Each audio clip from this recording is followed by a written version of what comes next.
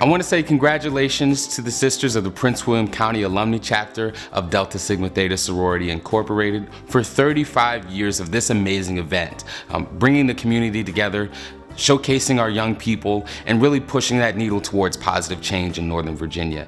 With programs like the Dr. Martin Luther King Youth Oratorical Contest, we create the nation, we create the community that we want to see. The chapter was formed in 1984 by a group of 15 women who were the charter members. So we knew that there was a great need for social action, for education for our younger people. One of the things that was the very first thing that we did was the Martin Luther King program. It was brought to us by our soror, Joanne Bonner-Reese. She had come to the chapter meeting and had this grand idea. So our sorority said yes. The minister of First Baptist said yes. And this was so organic. It was just people just wanting to celebrate that first official national holiday for Dr. Martin Luther King. For the first several years, we had individual speakers. The first one was my husband. Yes, if you want to say that I was a drum major, say that I was a drum major for justice. Say that I was Then we had Dr. Dorothy Irene Height from the National Council of Negro Women. We had Dorothy Gillum, the first African American reporter for the Washington Post. We set the tone. But the really, really wonderful part also came when principal of a school, and her name was Miss Lily Jessie, and she was a member of the sorority, and she thought that we should take it to another level. And so the idea for the Martin Luther King Youth Oratorical, really, to be honest with you, it came from Dr. King. I thought of the idea of having students speak instead of having adults speak. And one day I was watching a TV program. It was Howard Rollins, who played the father, Dr. King Sr.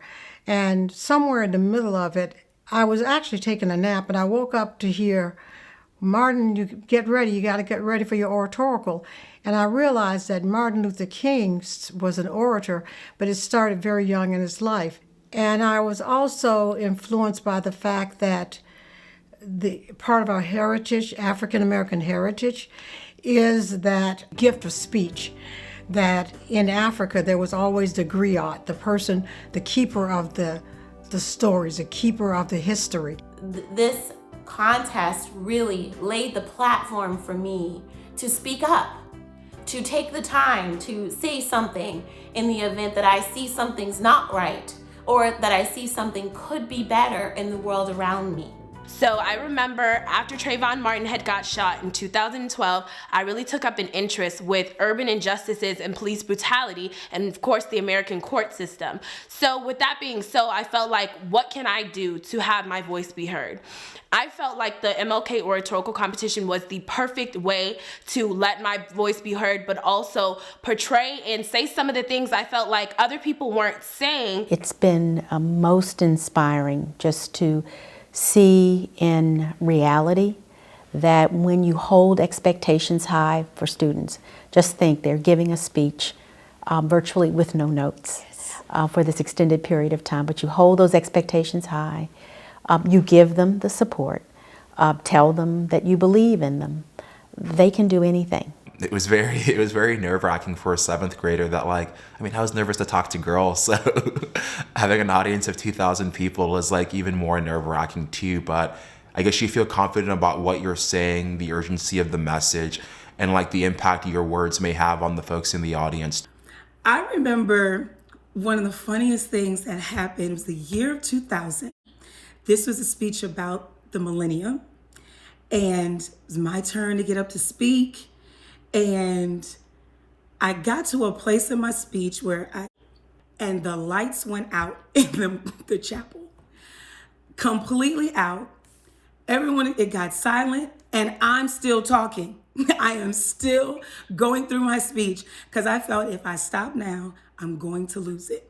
So I went on through my speech, and the lights came back on right at the time I was saying, yield to the king. And everyone, the crowd went ballistic. I never missed a beat. This program needed outside sponsors for the chapter budget to keep it alive. Afro newspaper, which advertised throughout the DMV. We are excited to have been the media partner for over 12 years and provide coverage for this notable oratorical competition that celebrates the life of Reverend Dr. Martin Luther King Jr.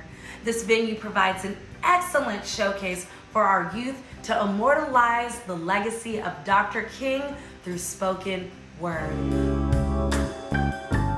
Hylton Chapel has been sponsoring us for over 20 years, so without this facility, we probably could not do the program.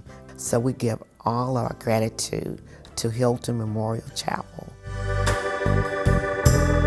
Students tell us, and this is not an exaggeration, that participating was life-changing.